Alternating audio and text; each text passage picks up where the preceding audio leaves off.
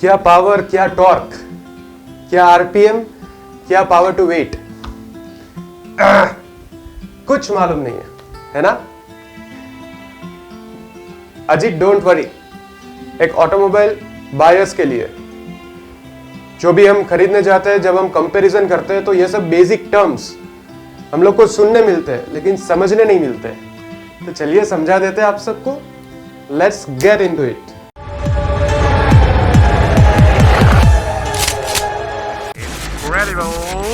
नमस्कार दोस्तों, एक बार फिर से आप सबका स्वागत है आपकी अपनी इस इनक्रेडिबल चैनल में, इनक्रेडिबल इन्फोस के साथ। मेरा नाम है जय दवे और आप देख रहे हैं इनक्रेडिबल इन्फोस। दोस्तों, आज वेडनेसडे है और आज हम बात करेंगे कुछ बेसिक टर्म्स की, कुछ बेसिक वर्ड्स की। जब भी हम कार खरीदने जाते हैं या तो बाइक खरीदने जाते हैं तो जो सेल्स कंसल्टेंट्स रहते हैं वो सब हमको ये समझाने की ट्राई करते हैं, लेकिन अल्टीमेटली हम समझते नहीं है या तो समझ में आता नहीं है, क्योंकि वो सब टर्म्स बहुत टेक्निकल रहती है और वो सब टेक्निकल टर्म्स के साथ हमारा कुछ लेना देना नहीं होता है, वैसा हम समझते हैं। लेकिन ये सब टर्म्स बहुत ही जरूरी होती है जब आप कोई कार कंपेयर करते हैं, जब आप कोई बाइक्स कंपैरिजन करते हैं या तो फिर नया परचेज करते हैं। तो इसके साथ कनेक्टेड जो भी टेक्निकलिटीज है वो सब टेक्निकलिटीज समझने की बहुत ही ज्यादा जरूरत है, क्योंकि ultimately we are gonna spend our hard earned money into it. So it's the most important thing to understand before we buy anything related to vehicles. So when it comes to vehicle, just don't forget to understand the basic terms, the basic words of automobiles. तो दोस्तों, वैसे तो technicalities बहुत ज्यादा रहती है automobiles में, लेकिन हमको as a buyer, as a customer जो सबसे ज्यादा जरूरत होती है समझने की, वैसी कौन कौन सी चीज है।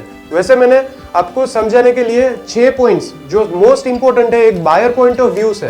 तो कौन कौन से है वो 6 वर्ड्स, जो 6 टर्म्स जो हम लोग को बहुत ही ज्यादा इंपॉर्टेंस देना है एक कार या तो बाइक खरीदते वक्त। एक कार के इंजन के थ्रू मैक्सिमम पावर जो कार डेवलप करती है उसको हम पावर बोलते हैं, और वो पावर पीएस यानी फेराडे स्टार्ट, बीएचपी यानी ब्रेक हॉर्स पावर और केडब्ल्यू यानी किलोवाट, ये 3 मेजरमेंट यूनिट्स है।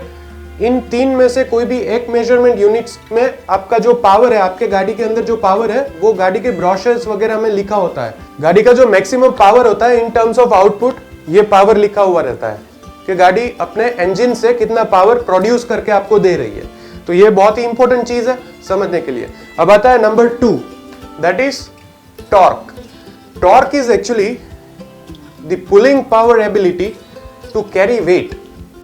देखिए, टॉर्क और पावर दोनों डिफरेंट है, इसलिए कि पावर में कार अपने इंजन से टोटल कितना पावर आउटपुट आपको दे रही है।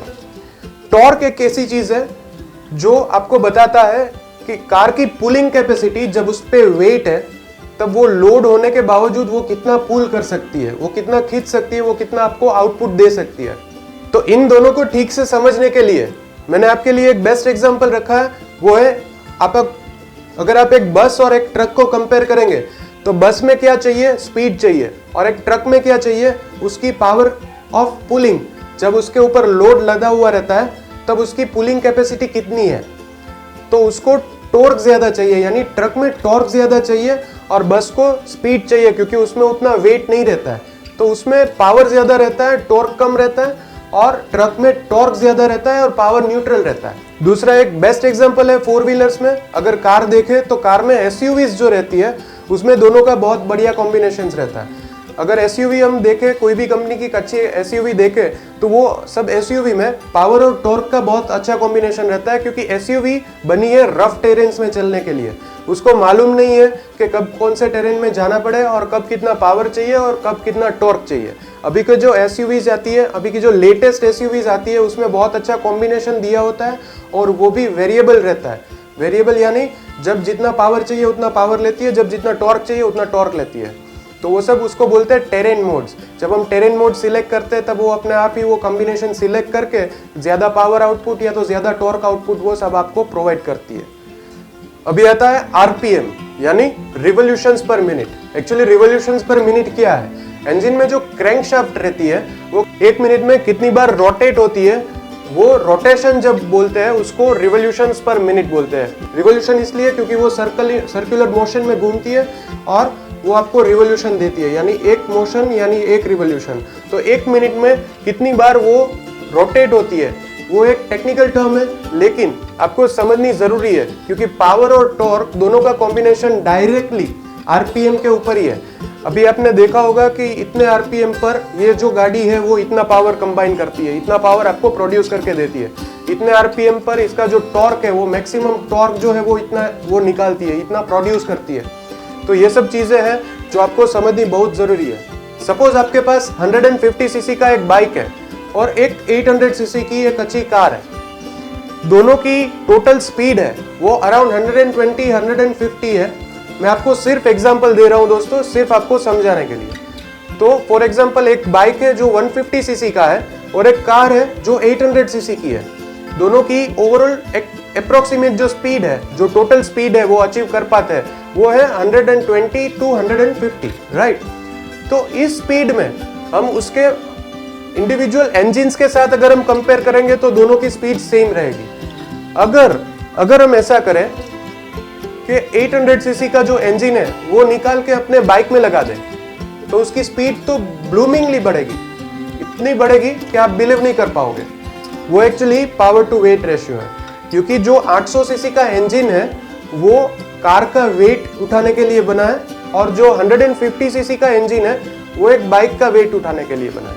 तो आई होप ये आपको अच्छी तरह से समझा दिया मैंने, क्योंकि अल्टीमेटली जो कार की या बाइक की जो भी स्टेबिलिटी है वो अपने पूरे पावर टू वेट रेशियो पे ही डिपेंड रहती है। अगर वो ज्यादा या कम हुआ अनस्टेबल होने के चांसेस है। दोस्तों ये भी एक बहुत इंपॉर्टेंट चीज है क्योंकि कर्ब वेट के ऊपर बहुत सारी चीजें डिपेंड रहती है, खास करके कार की फ्यूल एफिशिएंसी। अगर कार का कर्ब वेट बहुत ज्यादा है तो आप फ्यूल एफिशिएंसी में थोड़ा बहुत कॉम्प्रोमाइज देखेंगे, लेकिन वो भी इंपॉर्टेंट है जब स्टेबिलिटी की बात आती है। गाड़ी का वेट जितना अच्छा हो, गाड़ी जितनी वेटेज वाली हो, उतना ही आपको उस गाड़ी से रोड ग्रिप मिलेगा। तो कर्ब वेट एक्चुअली है क्या? कर्ब वेट एक्चुअली है जो गाड़ी का फुल ऑफ कंज्यूमेबल्स, यानी जो एसी का कूलेंट है, जो फ्यूल है, जो अपना ब्रेक फ्लूइड है, यानी सभी कंज्यूमेबल्स आइटम्स जो उसके अंदर लगी हुई है, फुल टैंक ऑफ एवरीथिंग। यानी फ्यूल है तो फ्यूल का फुल टैंक, और जो कूलेंट है तो उसका फ्यूल टैंक। अगर हम वाइपर का वाटर भी अगर कैलकुलेट कर ले तो उसका भी फुल टैंक। तो ये सब टैंक्स जो है उसके साथ वो फुल होने के बावजूद और विदाउट एनी पैसेंजर और एनी लगेज, जो कार का वेट है, यस, विदाउट पैसेंजर्स, ड्राइवर्स और एनी लगेज, जो कार का टोटल वेट है उसको हम कर्ब वेट बोलते हैं। पॉइंट नंबर 6, अगेन ये एक बहुत ही इंपॉर्टेंट फैक्टर है, ground clearance. Now what is ground clearance? Technical term में ग्राउंड क्लियरेंस यानी the object which is nearer to the land, यानी गाड़ी अगर खड़ी है जो सबसे नीचे वाला जो ऑब्जेक्ट है, यानी आप अपना मफलर बोल सकते हैं, अपना साइलेंसर बोल सकते हैं। कोई गाड़ी में अपनी जो इंजन चैम्बर ऑयल चैम्बर रहती है वो ऑयल चैम्बर भी कभी नीचे रहती है, गाड़ी का बॉनेट भी कभी कभी कोई गाड़ी में थोड़ा नीचे रहता है। तो ऐसी चीज जो जमीन से यानी नीचे लैंड से सबसे नीचे है, उससे जमीन का जो डिस्टेंस है उसको हम ग्राउंड क्लियरेंस बोलते हैं। यानी अगर कुछ मान लीजिए कि अगर कुछ पत्थर आता है आपके ड्राइविंग में, यानी रोड पे एक पत्थर पड़ा है, तो वो पत्थर उस चीज को सबसे पहले इफेक्ट करेगा जो गाड़ी के सबसे नीचे है।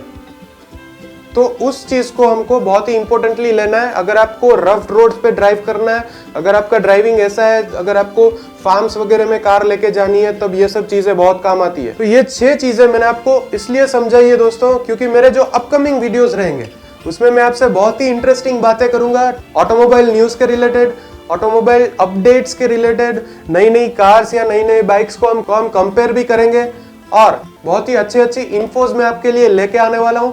लेकिन उस इन्फोज को समझने के लिए आप सबको बेसिक्स जानना बहुत जरूरी रहता है। तो ये था मेरी तरफ से एक छोटा सा एफर्ट, यानी ऐसा एफर्ट जो मेरे अपकमिंग वीडियोस में मेरे व्यूअर्स को हेल्प करे ये सब चीजें जानने के लिए। अगर मैं आपको बोलूं कि मैं कंपेयर कर रहा हूं रॉयल एनफील्ड क्लासिक 350 और रॉयल एनफील्ड क्लासिक 500, तो मैं जब कंपैरिजन करूंगा तब मैं ये पावर, टॉर्क, कर्ब वेट, अनलीडन वेट, ये सब वेट्स के बारे में सभी इंफॉर्मेशन आपको दूंगा। तब जाके आपको मालूम पड़ेगा कि नहीं, जो मैंने समझाया है वो सब मेरे कंपैरिजन में कितना इंपॉर्टेंट रोल प्ले करता है। तो दोस्तों मेरे इस वीडियो में इतना ही, और मैं जल्दी आपसे वापस मिलूंगा। अपने इस इनक्रेडिबल चैनल में इनक्रेडिबल इन्फोस के साथ। तब तक के लिए don't forget to like, share and subscribe. Subscribe. And remember, be incredible, live incredible. Thank you.